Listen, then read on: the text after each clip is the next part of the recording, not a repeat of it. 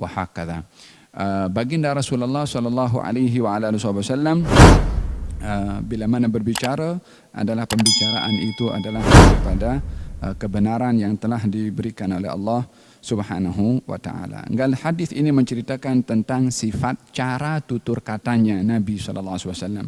Saya katakan tadi tutur kata Nabi itu sudah hadis, tapi as-sahabah menceritakan tentang Nabi berbicara bukan hanya kepada lafaznya sahaja, tapi yang disoal cara Nabi bercakap itu macam mana.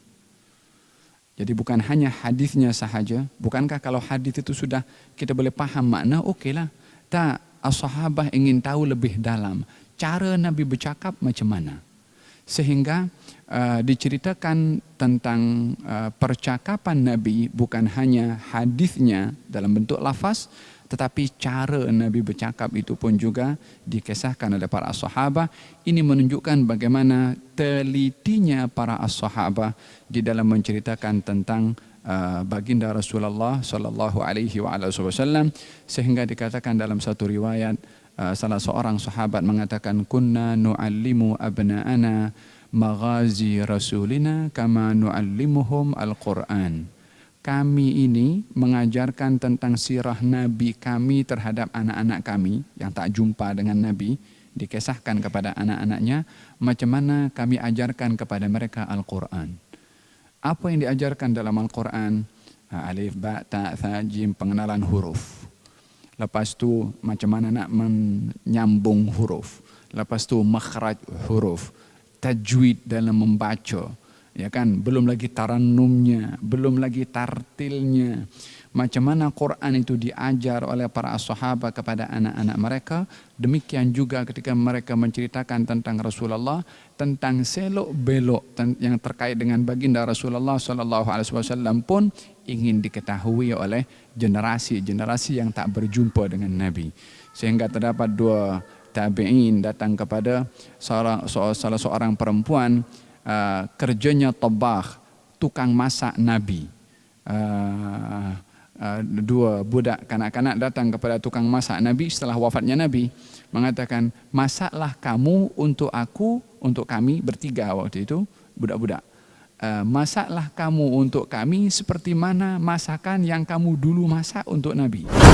Nak sebiji masakan yang dimasak untuk Nabi, itu juga yang nak dimasakkan untuk masih remaja, kanak-kanak, tapi sudah ditanam rasa sayang kepada Nabi, sehingga nak masak, nak makan masakan yang pernah dimasak oleh tukang masak Nabi sallallahu alaihi wasallam. Kata tukang masak itu, kalau aku masak untuk kamu sekarang, masakan yang aku masak untuk Rasulullah, kamu tak akan selesa makan, tak akan nikmat makan. Pasal apa? Pasal dulu cara masaknya untuk Nabi adalah simple, alat-alatnya itu tak secanggih zaman para tabi'in. Nak menghaluskan, nak mengayak gandumnya itu, di zaman tabi'in boleh lebih halus makin sedap. Zaman Rasulullah, kata tukang masaknya itu, gandum diambil, hanya ditiup saja debunya itu, campur masak sudah, dah tak ada alat nak hancurkan masakan, atau tidak panjang masa untuk nak memasak masakan Nabi Muhammad sallallahu alaihi wasallam. Simple. Faham tum? Kalau balik rumah kita masak, disediakan makanan orang rumah kita, kalau kurang sedap apa, jangan marah dulu. Ingat masakan Rasulullah sallallahu alaihi wasallam, simple. Faham tum? Wa hakadha. Qal Anil Hasan bin Ali radhiyallahu anhuma, hadis diriwayatkan daripada Hasan bin Ali radhiyallahu anhu, sa'altu khali Hindan, saya bertanya kepada mak saudara saya Hindan, yakni Hindun.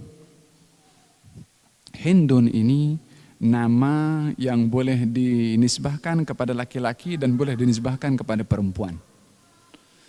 Istri Abu Sufyan namanya Hindun. Ini Hindun tapi laki-laki. Hindun ini dimaksudkan adalah anak kepada Siti Khadijah. Hindun bin Abi Halah. Hindun bin Abi Halah. Abu Halah ini dulu suami kepada Siti Khadijah sebelum Siti Khadijah berkahwin dengan Rasulullah. Daripada perkahwinan ini punya anak namanya Hindun. Setelah berpisah daripada Abu Halah dan Siti Khadijah berkahwin dengan Rasulullah, punya anak, di antara anak Nabi adalah Fatimah. Fatimah bermakna saudara satu ibu dengan Hindun tadi, karena ibunya sama. Fatimah anak kepada Siti Khadijah, Hindun pun anak kepada Siti Khadijah. Siti Fatimah punya anak namanya Hasan. Berarti Hindun ini saudara kepada ibu Sayyiduna Hasan bin Ali bin Abi Talib. Hindun bin Abi Halah dikenali dengan wasaf. Wasaf kalau memberikan sifat tepat. Kalau memberikan sifat sangat tepat. Maka Hasan bin Ali, yaitu anak saudara kepada Hindun bin Abi Halah, datang kepada Hindun bin Abi Halah bertanya kepada Hindun, "Gal sifli mantiqahu."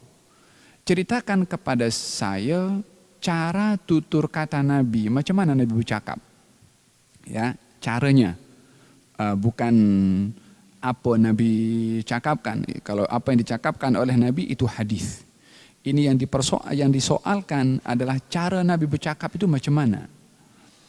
Katanya, kana sallallahu alaihi wa ala alihi wasallam, ini sebelum diceritakan tentang Nabi berbicara, mukaddimahnya Nabi sebelum bercakap itu bagaimana.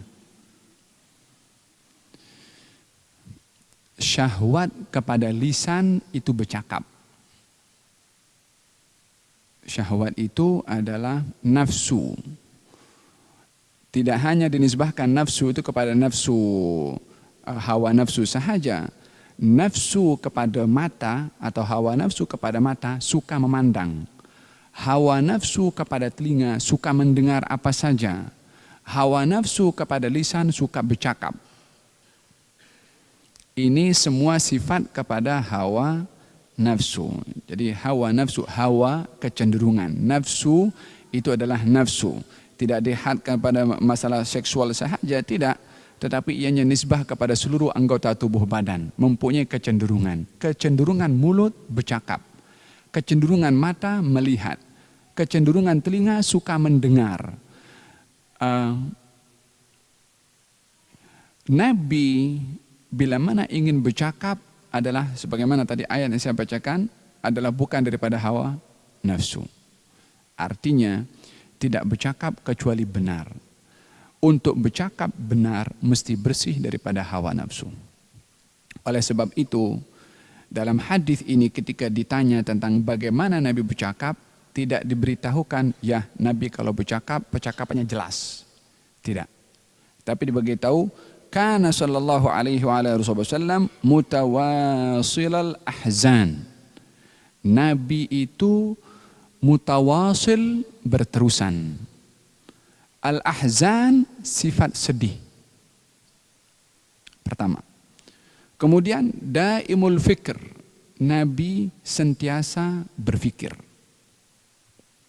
Yang ketiga, laisat lahu rahah.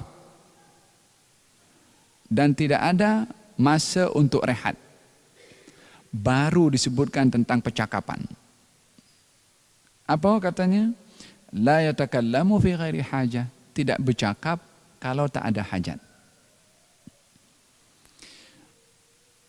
Yang pertama, mutawasilul ahzan. Yakni sifat sedihnya itu berterusan. Daimul fikr, selalu berfikir. Yang ketiga, tidak punya masa untuk rehat. Apa maknanya?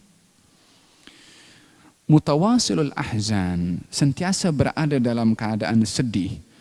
Maksudnya, beliau sentiasa berada dalam keadaan berada dalam keadaan bertafakkur tentang keagungan, keajaiban ciptaan Allah pada makhluknya.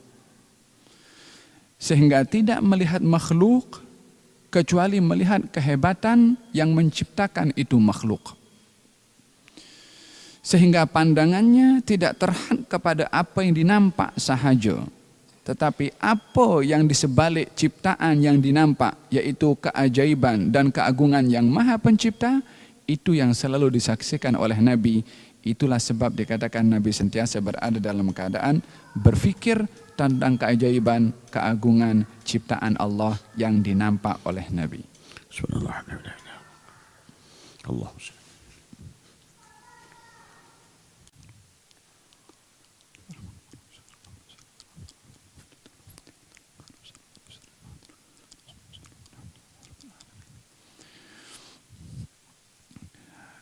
Seseorang yang selalu bertafakkur tentang keagungan Allah melalui makhluknya, maka akan dinampak pada mukanya keseriusan. Semakin orang itu dalam di dalam tafakkurnya, sehingga melalui tafakkur akan mengingatkan kepada Allah Subhanahu wa ta'ala, maka ingatnya kepada Allah akan melihat kepada kerdilnya dirinya sendiri. Bila mana seorang itu semakin kenal kepada Allah, akan semakin kenal kepada kerdilnya diri, hinanya diri. Maka orang yang menyadari kalau dirinya hina dan kerdil di hadapan Allah, mesti dia sentiasa berada dalam keadaan takut. Kalau berada dalam keadaan takut, ia berada akan dalam keadaan risau dan juga sentiasa berada dalam keadaan susah hati karena kerdilnya diri sendiri di hadapan Allah Subhanahu wa ta'ala. Itu sifat yang ada kepada Rasulullah, mutawasilul ahzan. Sentiasa dinampak beliau itu serius, yakni nampak macam masalah sedang ditanggung oleh Nabi. Ini berdasarkan dengan tafakkurnya beliau sentiasa tentang keajaiban dan keagungan Allah Subhanahu wa ta'ala melalui apa yang dinampak oleh Nabi SAW.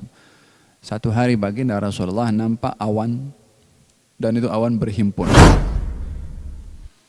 Kaum muslimin seronok, salahkan turun hujan, dan itu adalah perkara yang dinanti-nanti oleh kaum muslimin. Di saat kaum muslimin senang karena nampak awan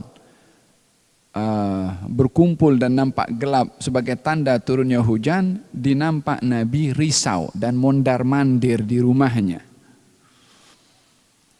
Gal kata Siti Aisyah, kenapa wahai Rasulullah?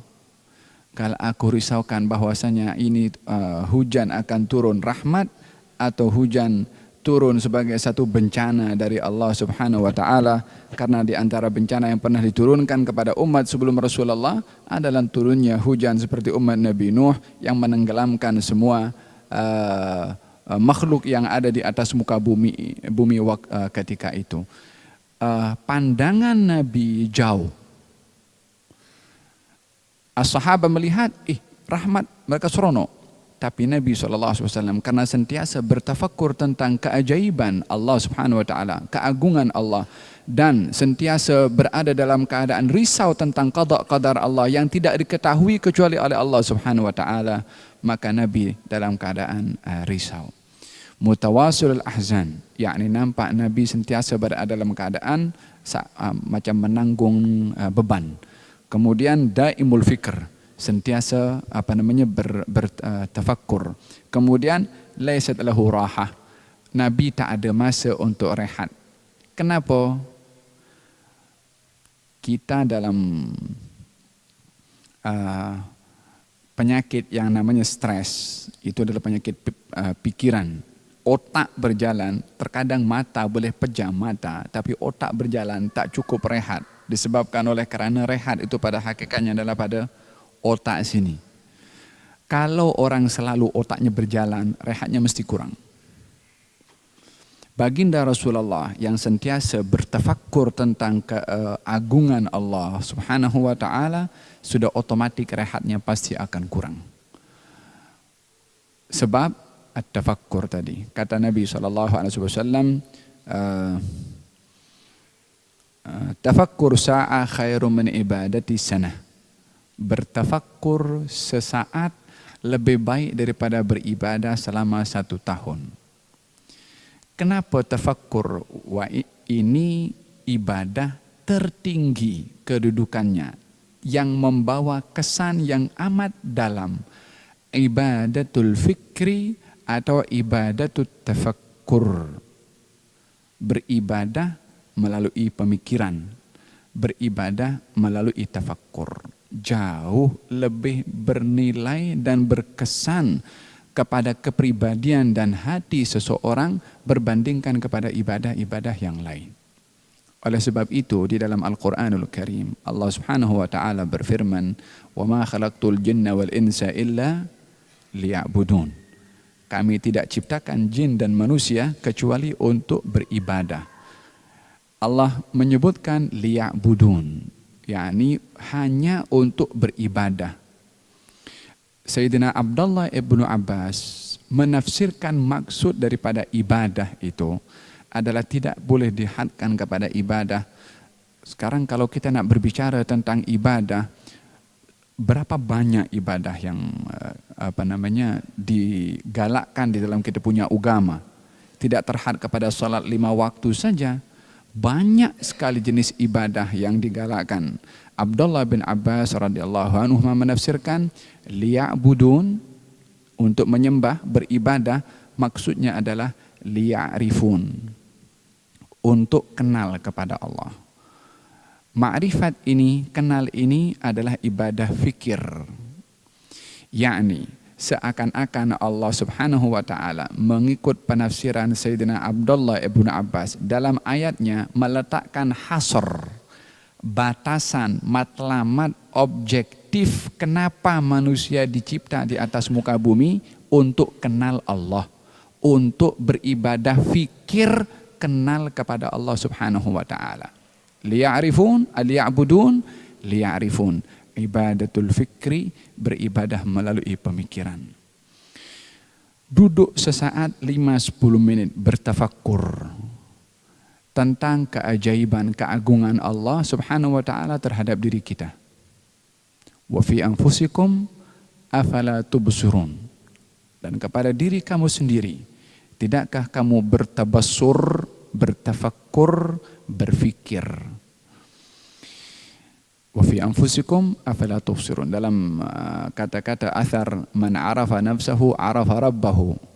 Siapa orang yang kenal tentang dirinya, bertafakkur tentang dirinya, dia kenal kepada Tuhannya. Ibadatul fikri. Perlu kita untuk mengutamakan ibadah selain daripada ibadah yang biasa kita buat. Ibadatul fikri, ibadah tafakkur. Untuk kita bertafakkur sejauh mana kita ini dekat dengan Allah Subhanahu wa taala.